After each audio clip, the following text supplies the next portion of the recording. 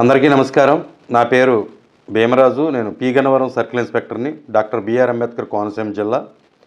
మేము మా జిల్లా ఎస్పీ గారు అయినటువంటి రాహుల్ మీనా ఐపీఎస్ గారి యొక్క ఆదేశాల ప్రకారం, అలాగే కొత్తపేట సబ్ డివిజన్ డిఎస్పీ గారు శంకర్ మురళీమోహన్ గారి యొక్క ఆధ్వర్యంలో ఈ సైబర్ క్రైమ్స్ గురించి చాలా విస్తృతంగా మేము ప్రచారం చేస్తున్నాము.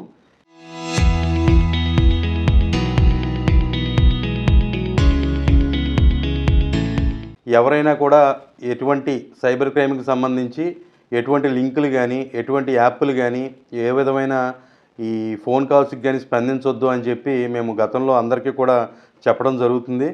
అన్ని స్కూల్స్లోను, కాలేజెస్లోను, అలాగే ఏదైనా మీటింగ్స్ జరుగుతున్నప్పుడు ఆ మీటింగ్స్లో కూడా మేము వాళ్ళతో కూడా కలిసి అక్కడ మీటింగ్ కండక్ట్ చేసి మేము చెప్పడం జరుగుతుంది. అయినా సరే ఈ సైబర్ క్రైమ్ పట్ల ప్రజలు ఎవరికి కూడా సరైన పూర్తి స్థాయిలో ఇంకా అవగాహన రాలేదు అనడానికి నిన్న మా సర్కిల్లో మన నగరం పోలీస్ స్టేషన్ పరిధిలో జరిగిన ఒక కేసే దీనికి ఉదాహరణ. ఈ కేసులో ఉన్నది ఒక టీచర్ గారు.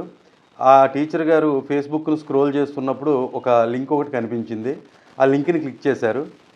ఆ లింక్ని క్లిక్ చేస్తే దాంట్లో సారాంశం ఏంటి అంటే, మేము ఇలా సెంట్రల్ గవర్నమెంట్ పథకం మాది, మీకు మేము ఒక 10 lakhs రూపీస్ ఎరువులు పంపిస్తాము, మీరు కనుక వాటిని అమ్మితే మీకు దాంట్లో 5 lakhs లాభం వస్తుంది, ఆ లాభం అమౌంట్ని మేము క్రెడిట్ చేస్తాము అని చెప్పి వాళ్ళు చెప్పడంతో దాంట్లో లాగిన్ అయ్యి ఆయన డీటెయిల్స్ అన్నీ ఇవ్వడం జరిగింది.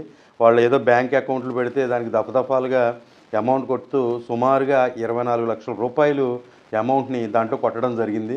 ఈ విధంగా చదువుకొని పిల్లలకి ఇంకా మార్గదర్శకంగా ఇంకా ముందుకు అందరికీ సమాజానికి, సొసైటీకి చెప్పాల్సిన వాళ్ళు కూడా దురదృష్టవశాత్తు ఈ సైబర్ ఈ క్రైమ్ పట్ల బాధితులుగా మారటం కొంత ఆందోళన చెందాల్సిన విషయం ఇది.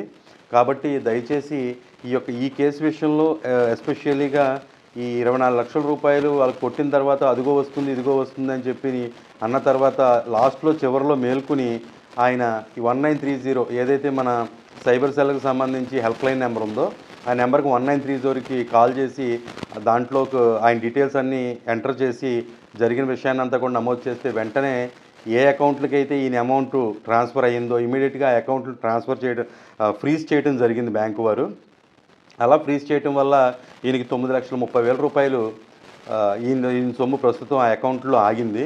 ఇప్పుడు ఆ అకౌంట్లోంచి ఆయన సొమ్ము ఆయనకి తీసుకురావడానికి కూడా ఈ ప్రాసెస్ చాలా పెద్ద ప్రాసెస్ ఉంటుంది.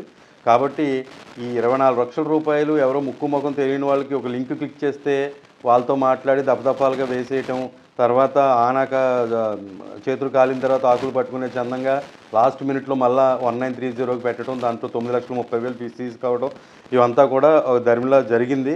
బట్ ఏదైనా సరే ఎవరైనా సరే ఏ వ్యక్తులైనా సరే ఈ సైబర్ క్రైమ్ నేరాల పట్ల అత్యంత అప్రమత్తంగా ఉండాలి. ఈ విధమైన చర్యల వల్ల సొసైటీలో ఎవరైతే ఈ సైబర్ క్రైమ్ని అడ్డం పెట్టుకుని ఈ విధంగా డబ్బుల పట్ల ఈజీ మనీకి చేస్తున్నారో వాళ్ళు మిగతా వేరే వ్యవస్థీకృత నేరాలు బాట పడుతున్నారు వాళ్ళు. కాబట్టి ప్రస్తుతం ఎవరైతే ఉన్నారో అందరూ కూడా గ్రహించాలి, ఏదైనా సరే డబ్బులు ఎవరికి కూడా ఊరికే రావు. దయచేసి ఎటువంటి ఏపీకే ఫైల్స్ కానీ, ఎటువంటి ఫ్రీ గిఫ్ట్లు కానీ, ఎటువంటి రోలెట్ స్పిన్ గేమ్స్ కానీ, ఎటువంటి లింక్స్ని కానీ క్లిక్ చేయొద్దు. ఇలా క్లిక్ చేసిన ఎడల మీ డబ్బులు పోతాయి. అవుట్రేట్గా మార్గం ఏదైనా కావచ్చు, ఆ రూట్స్ అన్నీ కూడా ఎక్కడ ఎండ్ అవుతాయంటే మీ అకౌంట్లో డబ్బులు ఖాళీ అవుతాయి. కాబట్టి దయచేసి అందరూ కూడా సైబర్ క్రైమ్ పట్ల దీని మీద విస్తృతమైన మనం ప్రచారం చేస్తున్నాం. Local to global news at your fingertips. మీ చేతిలో ఒక ఆయుధం. Download R TV app. Media legend Ravi Prakash is back.